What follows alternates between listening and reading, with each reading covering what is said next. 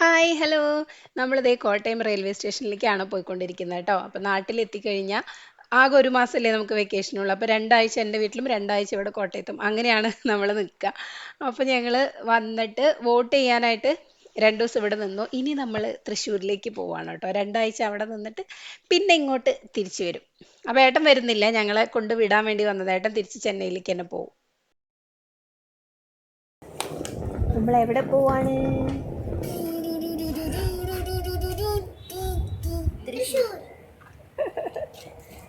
നമ്മൾ കോട്ടയം ടു തൃശ്ശൂർ ആദ്യമായിട്ടാണ് തനിച്ച് പോണത്.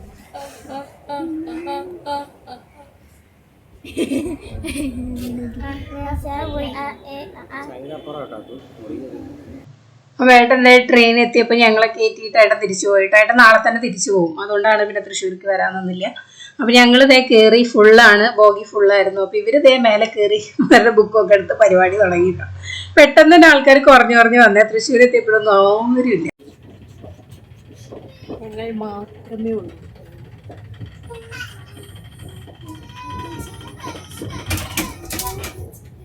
എല്ലാവരും ഇറങ്ങി, ഞങ്ങൾ മാത്രമായി. തൃശ്ശൂരെത്താറായി.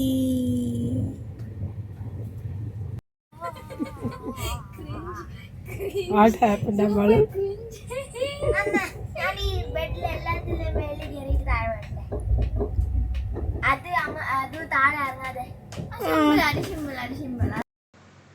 നേരെയാണ് ഇങ്ങനെ വീട്ടിലെത്തി.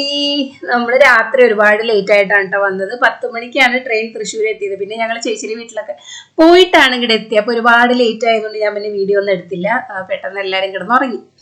ഇന്ന് രാവിലെ ഇങ്ങനെ ഫസ്റ്റ് ഡേ എണീറ്റ് വരുമ്പോൾ എനിക്കിങ്ങനെ പറമ്പിലൊക്കെ നടക്കാൻ ഭയങ്കര ഇഷ്ടമാണ്. ഞാനിവിടെ വന്നു കഴിഞ്ഞാൽ ആദ്യം ചെയ്യുന്ന പരിപാടി അതാ.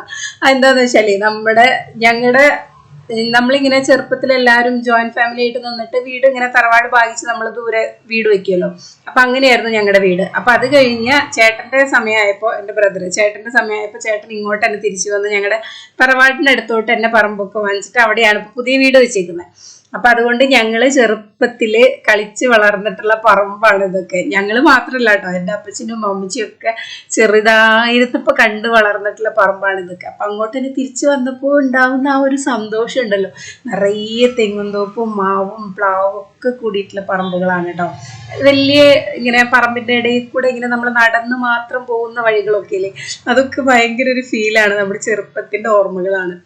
അപ്പോൾ ഒരു ചെറിയ പെരുന്നാളും കൂടെ ഞങ്ങൾക്ക് ബാക്കിയുണ്ടായിരുന്നേ. വലിയ പെരുന്നാളൊക്കെ തീർന്നിട്ടാണ് ഞാൻ വന്നത്. വലിയ പെരുന്നാളും തൃശ്ശൂർ പൂരമൊക്കെ തീർന്നു. അപ്പം അതിൻ്റെ 8-ാം ഇടം എന്ന് പറഞ്ഞിട്ട് ഒരു ചെറിയ പെരുന്നാളുണ്ട്.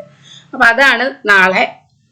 അപ്പം അതിനായിട്ട് വീട്ടിലെ ആഘോഷങ്ങളും കാര്യങ്ങളൊക്കെ ഉണ്ട്. എല്ലാവരും എത്തിയിട്ടുണ്ട്, റിലേറ്റീവ്സ് ഒക്കെ ഉണ്ടാവും. പെരുന്നാളാവുമ്പോൾ നമ്മുടെ തൃശ്ശൂർ അങ്ങനെയാണ് കേട്ടോ. പൂരത്തിനും പെരുന്നാളിനൊക്കെ കുറേ പേരുണ്ടാവും വീടുകളിൽ.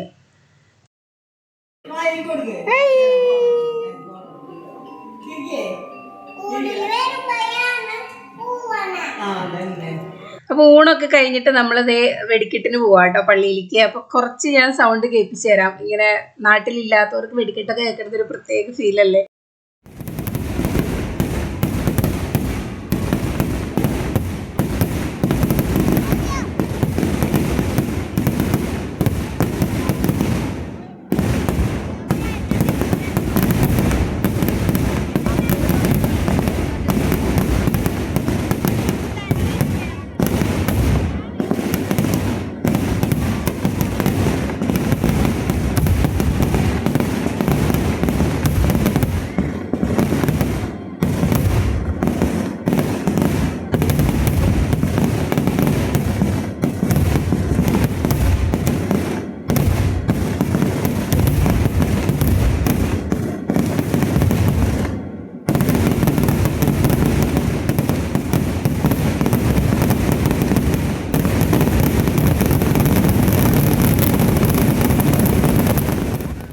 പലർക്കും ഇങ്ങനെ ഈ വെടിക്കെട്ടൊക്കെ കേൾക്കുമ്പോൾ ഇത് ഭയങ്കര ശബ്ദ മലിനീകരണമല്ലേ അങ്ങനെയൊക്കെ തോന്നിട്ടോ. പക്ഷെ ഞങ്ങളുടെ തൃശ്ശൂർക്കാർക്ക് ഇതൊരു ആവേശമാണ്.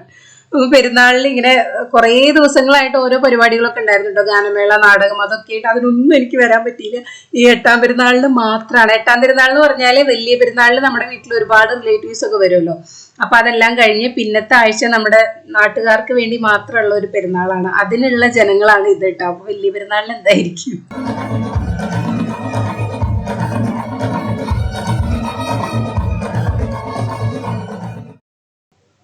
അങ്ങനെ പള്ളിയിൽ ഭയങ്കര തിരക്കായതുകൊണ്ട് നമുക്ക് ഫ്രണ്ട് സൈഡിലേക്കൊന്നും വരാൻ പറ്റിയില്ല. അപ്പൊ ഞങ്ങൾ എല്ലാം കഴിഞ്ഞ് രാത്രി ഒന്നും കൂടെ ഇറങ്ങിയതാണ് കേട്ടോ.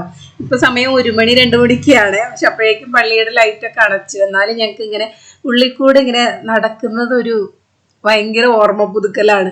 അപ്പൊ പിള്ളേർക്കൊക്കെ വാങ്ങിക്കാനുള്ള സാധനങ്ങളുടെ അവിടെയൊക്കെ തിരക്ക് ഒഴിഞ്ഞിട്ടുണ്ടാവുമല്ലോ, അവർ പാക്കൊക്കെ ചെയ്യുന്ന സമയമാണ്. അപ്പൊ ഇവർക്ക് അങ്ങനെ പ്രത്യേകിച്ച് ഒന്നും വേണമെന്നൊന്നും പറഞ്ഞില്ല, ബലൂണും കാര്യങ്ങളൊക്കെയാണ് അവർ വാങ്ങിച്ചത്. അപ്പൊ ഞങ്ങൾ ഒന്നും കൂടിയൊക്കെ ഒന്ന് പള്ളിയൊക്കെ കണ്ട് പ്രാർത്ഥിച്ചിട്ടൊക്കെ പോകുന്നു കേട്ടോ. ഈ സമയത്തൊന്നും ആരും ഉണ്ടാവാത്ത കാരണം ഞങ്ങൾക്ക് നല്ല സുഖമായിട്ട് നടക്കാനൊക്കെ പറ്റി. പിള്ളേർക്കും പള്ളി എല്ലാം കാണിച്ചു കൊടുക്കാനൊക്കെ പറ്റി. ഇതാണ് ഞങ്ങളുടെ പാവട്ടി പള്ളിയുടെ ഫ്രണ്ട് ഡോറാണ് കേട്ടോ. ഇത് ഒരുമാതിരിപ്പെട്ട ഒരു പള്ളികളിൽ ഇങ്ങനത്തെ ഒരു തടിയുടെ ഡോറ് കണ്ടിട്ടുണ്ടാവില്ല. ഇത് പാവട്ടി പള്ളിയുടെ മാത്രം പ്രത്യേകതയാണ്. അപ്പൊ അതൊക്കെ കഴിഞ്ഞ് നമ്മൾ പെരുന്നാളാഘോഷമൊക്കെ കഴിഞ്ഞ് നിറയെ കസിൻസ് ഒക്കെ ഉണ്ടാവും വീട്ടില്. അവർക്ക് കളിക്കാൻ ഇഷ്ടം പോലെ ആൾക്കാരുണ്ടാവും, അക്കൂനും അമ്മാളൂരും. അപ്പൊ ഈ കല്ലുകളി കളിച്ചിട്ടുള്ളവരുണ്ടോ? ഇങ്ങനത്തെ 5 കല്ല് വെച്ചിട്ട് 10 കല്ല് വെച്ചിട്ട് കുറേ കല്ലുകൾ വെച്ചിട്ടൊക്കെ നമ്മൾ ചെറുപ്പത്തിൽ കളിച്ചിട്ടില്ല. എനിക്ക് ഭയങ്കര ഇഷ്ടമാണ് കേട്ടോ ഈ കളി. ഞങ്ങൾ ചെറുപ്പത്തിൽ എല്ലാവരും ഇങ്ങനെ ഓണത്തിന്റെ വിഷുവിന്റെ ഒക്കെ സമയത്ത് ഇങ്ങനെ വട്ടമിട്ടിരുന്ന് കളിക്കുന്ന കളികളാണ്. അതൊക്കെ കാണുമ്പോൾ എനിക്ക് ഭയങ്കര നൊസ്റ്റാൾജിക് ഫീലാണ്. ഇങ്ങനെ ആരെങ്കിലും ഉണ്ടോ? ഇത് 100 കേട്ടോ. ഇതൊക്കെ നമ്മളിപ്പോഴും കളിക്കും, ഫ്ലാറ്റിലൊക്കെ ആണെങ്കിലൊക്കെ കളിക്കാം. പക്ഷെ ഈ കല്ലുകളി എന്ന് പറയുന്ന സംഭവം, അയ്യോ അതൊക്കെ എത്ര കളിച്ചിട്ടുണ്ടെന്ന് അറിയാം ചെറുപ്പത്തിൽ. എനിക്ക് ഭയങ്കര ഇഷ്ടമാണ്. അപ്പൊ അക്കൂന് ഇതൊന്നും അറിയത്തില്ലായിരുന്നു. അക്കൂനും അമ്മാളൂനും ഇങ്ങനെ ഒരു കളികളെ കുറിച്ചൊന്നും അറിയില്ല. അപ്പൊ ഇവര് പഠിപ്പിച്ചു കൊടുത്തിട്ട് ഇപ്പൊ കുറച്ചും കൂടെ, അമ്മാളൂനും അറിയില്ല, അക്കൂന് കുറച്ചും കൂടെ അറിയാം. അങ്ങനെ കളികളൊക്കെ കഴിഞ്ഞ് രാത്രിയായി. ഇനി പൂത്തിരി കത്തിക്കലാണ്. പെരുന്നാളിന്, വലിയ പെരുന്നാളിന് കുറേയും കൂടെ പടക്കവും പൂത്തിരികളൊക്കെ ഉണ്ടായിരുന്നു. അപ്പൊ അതിന്റെ കുറച്ച് ബാക്കി അങ്കിള് മാറ്റി വെച്ചിട്ടുണ്ടായിരുന്നു. അക്കും അമ്മാള് നമ്മൾ വരുന്ന സമയത്ത് പൊട്ടിക്കാന്ന് പറഞ്ഞിട്ട്. അപ്പൊ ഇവര് വന്നിട്ട് ഈ പൂത്തിരി, ഇവർക്ക് അങ്ങനെ പടക്കമൊന്നും അങ്ങനെ കാര്യമായിട്ട് ഇഷ്ടമില്ല. ഇങ്ങനെയുള്ള ലാത്തിരി പൂത്തിരിയാണ്, ഗേൾസ് അങ്ങനെയാണല്ലോ, അതാണല്ലോ ഇഷ്ടപ്പെടുക. അപ്പൊ അതിന്റെയൊക്കെ പരിപാടിയാണ്. നമ്മൾ നാട്ടിൽ ഇത് 2-3 ദിവസത്തേക്ക് വീഡിയോ ആണ് കേട്ടോ. നാട്ടിൽ വരുമ്പോൾ അങ്ങനെയാണ്, ഒറ്റ ദിവസത്തെ വീഡിയോ നമുക്ക് എടുക്കാൻ പറ്റില്ല. റിലേറ്റീവ്സ് ഒക്കെ ഇങ്ങോട്ട് വരലും നമ്മൾ അങ്ങോട്ട് പോലും അങ്ങനെ ഭയങ്കര തിരക്കാവുമല്ലോ. വെക്കേഷൻ എന്ന് പറഞ്ഞാൽ അങ്ങനെയാണ്, നമുക്ക് ആകെ കുറച്ച് ദിവസമുള്ളൂ. അപ്പൊ എല്ലായിടത്തേക്കും പരമാവധി എത്താനായിട്ട് നോക്കണമല്ലോ. അപ്പൊ ആ ദിവസങ്ങളൊക്കെ എൻജോയ് ചെയ്യാം. അങ്ങനെയാണ് നാട്ടിലെത്തുമ്പോൾ. അപ്പൊ ഈ വീഡിയോസ് ഒക്കെ നിങ്ങൾക്ക് ഇഷ്ടപ്പെടുന്നുണ്ട് എന്ന് ഞാൻ വിചാരിക്കുന്നു. അപ്പൊ ഇനി അടുത്ത വിശേഷങ്ങളൊക്കെ ആയിട്ട് അടുത്ത വീഡിയോയിൽ കാണാം കേട്ടോ. ബൈ.